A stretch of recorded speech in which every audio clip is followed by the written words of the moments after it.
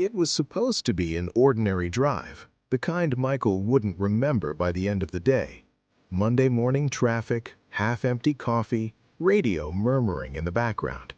His body knew the road by heart. He wasn't rushing, he wasn't distracted.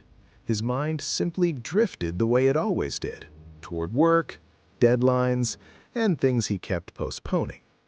When the exit sign appeared, it registered too late. By the time his eyes focused, it was already behind him. For a brief moment, he considered forcing the turn. Instead, he stayed in his lane. "I'll take the next one," he muttered. He didn't know it yet, but that small decision had already altered the course of his day. The road began to change almost immediately. Traffic thinned faster than expected. Familiar buildings disappeared, replaced by trees and long stretches of worn asphalt. Michael glanced at his GPS as it struggled to recalculate, then went dark. No signal. The silence inside the car felt heavier than before. He slowed down without meaning to, suddenly aware of every sound, every curve in the road. This wasn't the way he usually went, yet something told him not to turn around.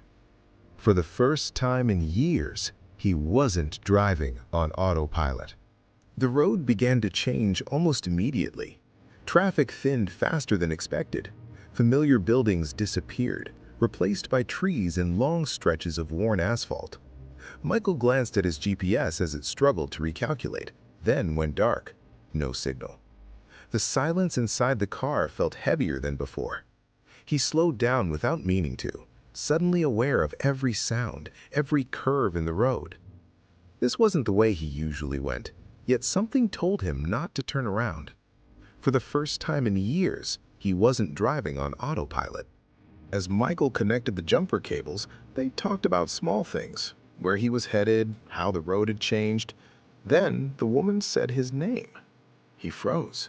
He was certain he hadn't introduced himself. When he asked how she knew it, she hesitated, then smiled apologetically. "You look like someone I used to know," she said. She reached into her purse and pulled out a photograph. Michael felt his breath catch. It was him, younger, standing next to his mother. The woman explained quietly. She had been his mother's closest friend. They had lost touch after the funeral. The photo had stayed with her all these years. "She worried about you," the woman said. "She thought you were always moving too fast." Michael didn't know what to say. He hadn't spoken about his mother in years. Hearing her mentioned so casually, on the side of a road he wasn't meant to be on, felt unreal. When the car finally started, neither of them rushed to leave. Eventually, Michael returned to his car. The GPS flickered back to life, offering a route that would take him straight to work. He stared at the screen for a moment, then turned the phone face down. He called his office and said he wouldn't be coming in. No explanation, just the truth. Instead, he drove without a destination, past familiar streets he hadn't noticed in years, past places his mother used to love. He realized how long it had been since he had allowed himself to slow down. Nothing dramatic happened after that day.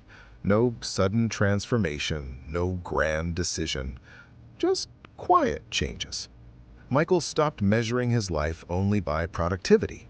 He made time for people he kept postponing. He learned to pause when something felt off instead of pushing through it. Years later, he still thinks about that exit, the one he missed without meaning to. He knows now that forcing the turn would have kept everything the same.